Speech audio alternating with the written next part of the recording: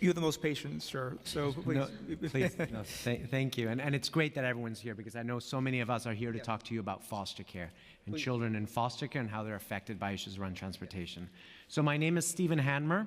I'm a director for education and permanency support for SCO Family of Services.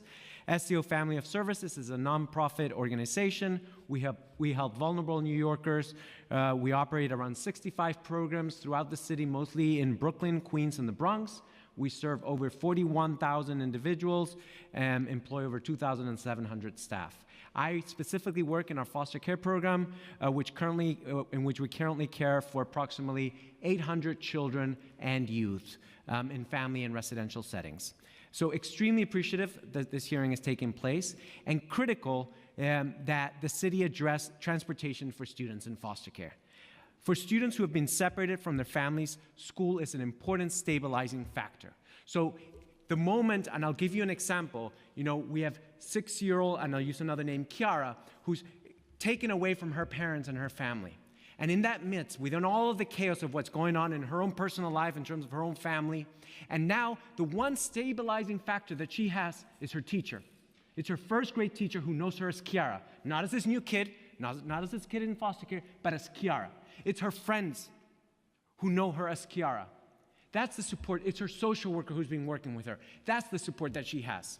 So it's very clear, federal law, there's 2 federal laws that talk about how, it's ESSA, it's fostering connections. Local districts are required and child welfare agencies to collaborate so that children stay in their school of origin. And I will tell you, council member, the biggest challenge that we have to keep children in schools is transportation. The biggest challenge that we have and ACS has in terms of placing children in foster homes, many times, is transportation. So let me go back to Kiara. This happened over the summer. Kiara's about to come. She's in the children's center, which is when children first go in, which is a horrifyingly sad place to be when you're it's hard to find a foster home for her, for a foster parent who's going to be able to take Kiara back to her first grade classroom, because that's the school that's waiting for her. That's the teacher that's waiting for her. And we can't do that. Well, I can't ask a foster parent who has other children that she cares for and has her own job to be commuting 1 hour every day back and forth to take Kiara to school. She can't. So what's the solution? In New York City, unlike children in shelters who receive busing, you're not guaranteed busing. So, of course, and we put in through the OPT, we put in our request, and every request that we've put in has been denied. Or what's been allowed is like, what Kiara got? She got a Metro card. A 6-year-old got a Metro card. How can we accept that? And I can assure you that in the midst of all the chaos when a child comes into care, if we can deal with transportation, children will more quickly placed in foster homes. There'll be stability with that transportation, and my education specialists, casework staff, we're running around trying to figure out how we're going to get Kiara to school. When there's so many other issues, we need to be working with Kiara's mom and dad. We need to be supporting the foster parent in this initial placement. We can't, 5,000 children in this city through the shelter system receive busing. We're talking of far fewer children in foster care. It is their inherent right. This is the least that we can do for children and families who are going through so much. It's not that much money, it's not that complicated, and this needs to be done, and would greatly appreciate if this is put into the law. Thank you.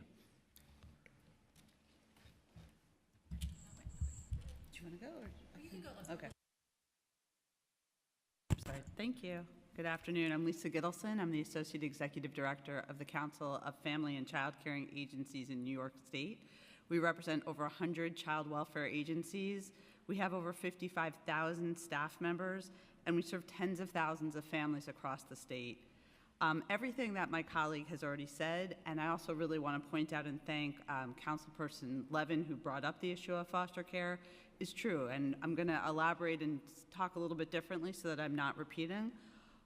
All of the children who come into foster care are removed from situations that are traumatic. We don't remove children without very serious cause. That is the first trauma. The second trauma is being physically removed from your family and from your homes. So as we've spoken about, one of the largest stabilities that exists for our kids are staying in school, staying with their teachers, staying with their friends, staying in the program that knows them and knows their needs. And for many of our youth, staying in the school means they also see their relatives, they see their cousins, they see siblings that are also in the school. Removing them from their schools can be a very serious trauma in addition to what they've already experienced, which we all agree is just not what we want for the youth in New York City. Without busing, it becomes almost impossible. As we've talked about, young children can't get to school by taking a train or a bus. They can't even go by car service by themselves. We don't have foster families that necessarily can transport them every single day, what turns into hours back and forth twice a day. Nor do we have staff that can do this or should be doing this. This is not what professional staff should be doing. What we're asking for today is that the same educational stability model that's been offered to youth in the shelter system be offered to the youth in foster care. The model is there, it can be easily adapted and put in place, and we would know that our youth were being bused back to the schools that they knew and that were their home schools.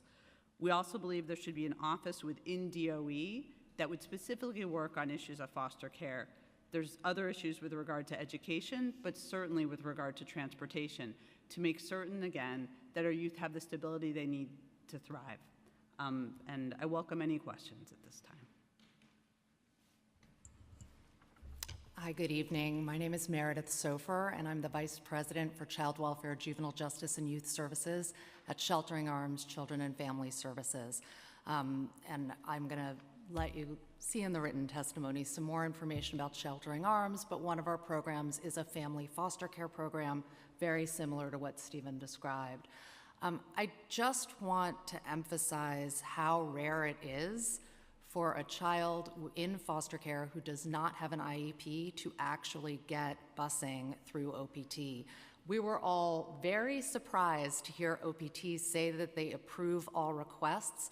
In preparation for today's hearing, I went through my office and spoke with case planners and supervisors to try to locate anyone who had a child on their caseload who did not have an IEP and actually had approved busing services. There was one child. We have approximately 280 children in our care. One child who was approved because her sister, who lived in the same home, had an IEP that required transportation, and therefore OPT agreed to also bus the sibling who did not have an IEP. But other than that, across the board, these requests are denied. As Stephen and Lisa mentioned, this is a hardship on the children, both in terms of getting foster parents to accept placements and also in terms of the trauma to them if they're moved. I would just note, because it may come up in discussions, ACS does have a small number of vehicles that they use to transport children to schools. We have also found that that is not readily available. When it is available, it's on a very limited short-term basis for those students with IEPs who are otherwise going to get busing, and so they just do it until that's in place. And then Lisa mentioned that it's not appropriate for our case planners and supervisors to be spending their time transporting these children. An additional hardship is that ACS will not reimburse us the full cost of that transportation. So they only pay for a car service to take the child to school. The child can't go in the car service alone, and then they will not pay the cost for the round trip. So foster parents are unwilling or unable to do it because they might have a car service one way, but then they're expected to take public transportation home, which in these instances where we need transportation is not convenient or feasible and can take hours.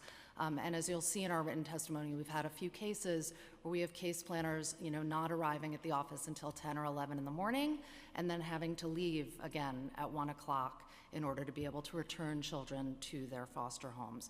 So it's really an untenable situation. We're very thankful for the Committee on Education looking at this issue, and we hope that the needs of children in foster care will be addressed. Thank you. Good afternoon. My name is Melinda Andra. I'm the Assistant Director of the Education Advocacy Project at the Legal Aid Society. The Legal Aid Society represents about 33,000 children each year who appear in New York City Family Court in abuse, neglect, juvenile delinquencies, or other types of proceedings. In our project, the Education Advocacy Project, as well as the Education Project in our Civil Division, represent hundreds of children every year in special education cases and suspension hearings. So our perspective comes from daily contact with children and the fact that we are daily working with children who are in foster care. Generally, we support the set of bills that's being proposed, but I specifically want to talk about our clients who are in foster care. We urge the committee to amend the proposed law to require the DOE to report on transportation provided to achieve school stability for children in foster care. Children who are removed from their homes, as has been said before, they are New York City's most vulnerable residents. There are children who have been abused, neglected, who are losing their families, who are losing their connections to their communities, and we don't want them to also lose their schools. Very often, that connection to a coach, a teacher, a friend, a guidance counselor at the worst time of that child's life is so vitally important. And aside from the importance to their social and emotional well-being, there are studies that show that children typically lose 6 months of academic instruction each time they change schools. And children in foster care don't just change schools once. They change schools an average of once or twice per year, many of whom maybe 3 or 4 times per year, depending on their circumstances. So keeping these children in their schools of origin is vitally important, both for their academic progress and for their emotional well-being. So there are laws about this. The Federal Fostering Connections to Success and Increasing Adoptions Act, 2008, the Every Student Succeeds Act, 2015, and very recently, New York State passed Education Law 3244 that provides that the school district where the foster child attends schools must provide the transportation to and from the foster care placement to the child's school of origin. And I commend the agencies that are desperately trying to fill in the gap that has been left. Despite these requirements in the law, the transportation remains the most significant barrier to preserving school stability for children in foster care in New York City. May I continue? Thank you. I have to differ with the testimony that was offered earlier that says every one of these requests is approved, because it's not. I get at least one call a week about someone trying to figure out how can we keep this child in their school of origin, how can we get them transportation. The DOE only approves these requests if the foster child can easily be added to a pre-existing bus route. They have not increased their busing capacity to accommodate children in foster care, and they've refused to either create or even alter routes to accommodate students in foster care.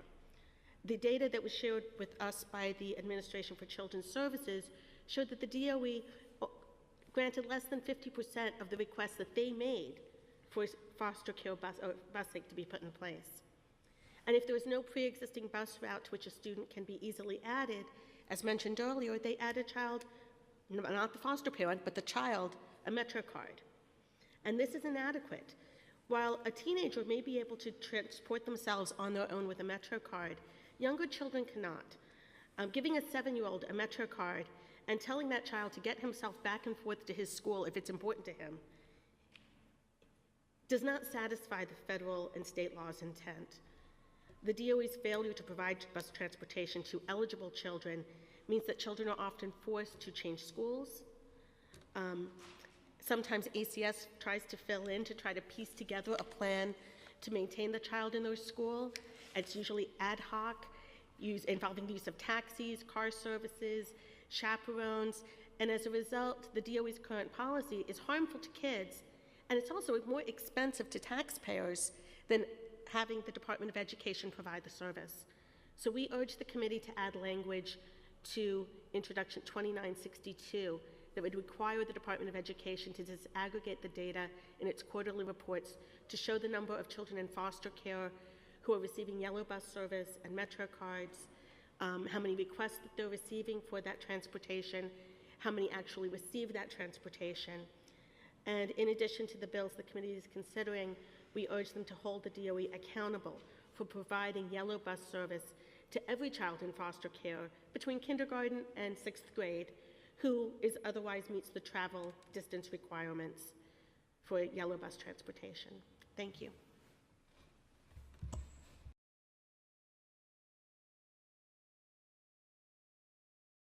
And with regards to I appreciate the advocacy for foster care children, and this is something that, you know, this hearing kind of bubbled up originally from District 30 in Queens, but after meeting with many stakeholders, this is an issue that's so much deeper than just one school district in New York City. Is there a common theme in why the children are being denied this service? Because I understand that if they have an IEP, then they're provided the service. But what is the common theme why they're being denied? Is there a commonality that we're seeing? Yeah, I want to back up for 1 second. With regard to IEPs, they're still not happening quickly. Even if a child, even busing, it's still taking a considerable period of time. Correct. Often weeks. And you have to imagine for a child with significant needs, transporting them in less than ideal circumstances often leads to them missing tremendous amounts of school. Right. With regard to youth not being, getting busing at all, I find generally we don't get answers at all as to why that's happening. We're not given any reason. I don't know if either of you have different experiences, but all of my experience has been that it's completely silent as to the reason that busing isn't provided. Because I think, as my colleague from Sheltering Arms said, you know, they haven't added any new resources. What they're saying, is there an existing route? And is there space? And the truth is, you know, when you've been moved from your community to another foster home, there's not going to be a route that, because how many children will be in that foster home who actually go to your same school? None. Right. That's the awfulness of foster care. That's the awfulness. So, oh, no routes. Sorry, here's your MetroCard 6-year-old Kiara. So until we put meet or walk with a talk or whatever the expression is, and put the resources and the money, and just like we do with shelters, and say, I don't care if you're in Queens and your school is in Brooklyn, we're going to provide you school transportation. We're not going to get anywhere. It's going to be a round and round. Even you'll ask the numbers, it's not going to be addressed until the resources are put in place and we treat children in foster care with the same rights as children in shelters. Right, and I appreciate that information. And again, just to, as you pointed out, folks will tell us, well, if they have an IEP, but as we've heard testimony all day today, that doesn't mean much when there's no coordination, no collaboration, no implementation of the mandated services to begin with. But I find it really, it's really alarming and concerning that we can't get this right. And as you've pointed out, there is a model already in place that should simply just be emulated and expanded. I've also pointed out, you can't tell me it's an issue of resources. This is a $1 billion plus industry. This is a $1 billion plus industry. And it seems as if the costs are increasing, but the services and the quality is not. And that's a problem. Yes. For children in foster care with the IEP, they're waiting, as terrible and horrific as the stories you've heard today are, they're waiting even longer because they need to perhaps be moving between like Bronx to Brooklyn. Right. And the chances of there being a route, as we've all discussed, are very, very little. So the youth in care just really aren't even getting close to what youth not in care are getting, especially with regard to IEP services. But generally across the board, they're just not getting the busing services. Thank you. Clearly, there's a lot of follow-up and a lot of work to do. And again, we are committed to seeing these changes occur. This is not going to be an easy, simple process, but this really has opened up a whole new host of advocacy points for us here in the council and this committee. Does my colleague, Brinkale, have any? Again, I just want to thank all of you for your powerful testimony, for your advocacy. Thank you so much for being here today. And with that, that is the final panel, and this hearing is adjourned.